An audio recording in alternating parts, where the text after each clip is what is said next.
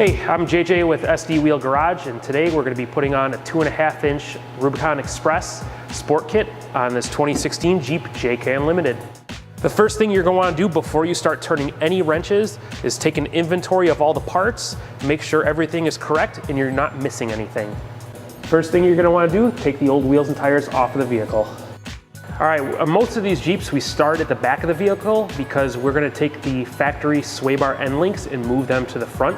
This way we can remove them first. We're going to come in here, remove the shocks, the sway bar links, and the track bar, and the original coil spring.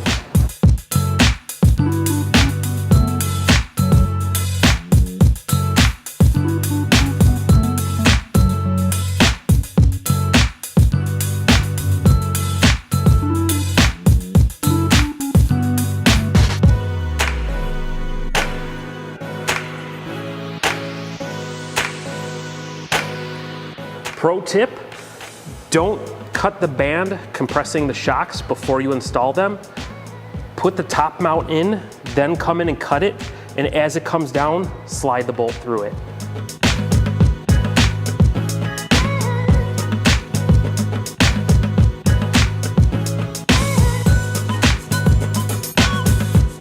After you get all of the rear suspension and everything in, make sure you torque everything to its proper spec. After this, we're going to move to the front. Now with the front suspension on these JK and JKUs, the front and rear are almost identical, so we're pretty much going to do the same thing. We're going to remove the shocks, the sway bar links, the track bar, the coil springs, let the axle droop down, and install the new parts. The only difference on this is for the bump stops, we're going to be drilling a hole in here and putting a self-tapping screw in to hold the bump stop.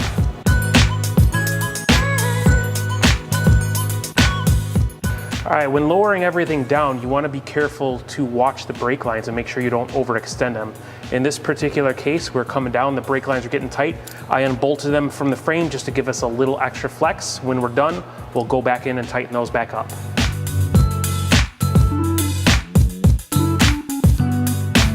Now that we're finished installing the front suspension, go through and torque all your nut and bolts to proper specifications.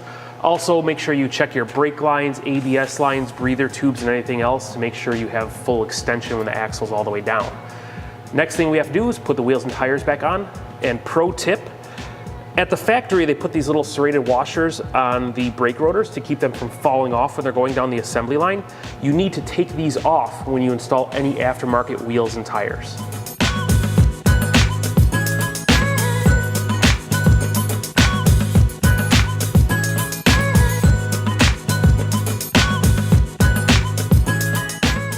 All right, after you get the tires on, make sure you torque your lug nuts to proper spec, inflate the tires to proper spec as well.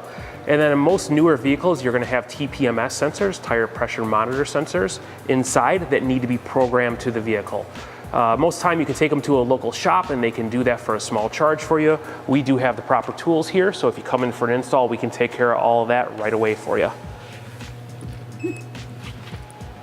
And that is the installation of the Rubicon Express 2.5-inch lift kit on a Jeep JK or JKU. Tune in to our YouTube channel, social media, SD Wheel Garage. Thanks again, see you later.